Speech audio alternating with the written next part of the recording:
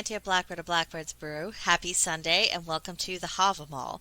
This week we're going to look at verse 19, and as per usual we will be looking at three different translations. The first is by Olive Bray. It reads, Keep not the mead cup, but drink thy measure. Speak needful words or none. None shall upbraid thee for lack of breeding, if thou soon seekest thy rest. Now our second translation, the Hollander. Drink your mead, but in moderation. Talk sense or be silent. No man is called discourteous who goes to bed at an early hour. And now for our third Bellows translation. Shun not the mead, but drink in measure. Speak to the point or be still. For rudeness none shall rightly blame thee, if soon thy bed thou seekest. So let's start with this idea of talk sense or just be quiet. I want to hone in on this idea because we are inundated on a daily basis with absolute drivel. There are days when it is an accomplishment to find a voice in media, let alone social media, who is willing to acknowledge any form of objective reality, and certainly wisdom is even less common.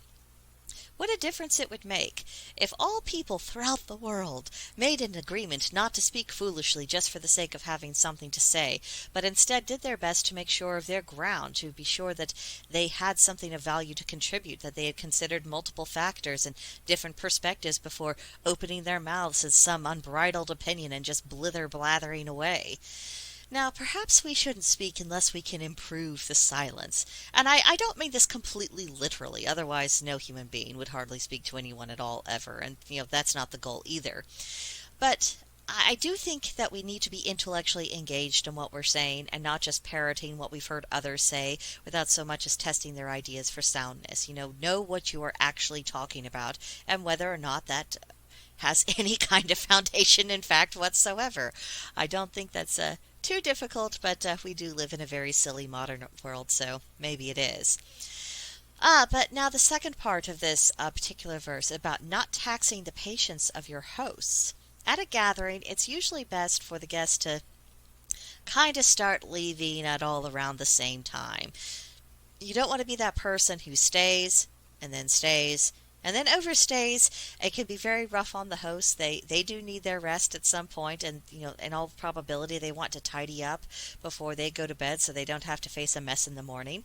And the next day they might have things they want to do. So it's good not to be the person who lingers the longest. After all, if you like the people who've invited you over, you probably want to get together with them on future occasions. So be respectful of their time, and it's much more likely that you will be able to, get together, have dinner with them, hang out, whatever, with them on a future occasion. And as a rule, we don't really need to be out at all hours all the time and be consistently too tired to be useful the next day. Life goes on after a party, and our responsibilities don't disappear just because we didn't get enough sleep the night before. So that's something else for us to bear in mind. That is the thrust of what I got from this particular verse.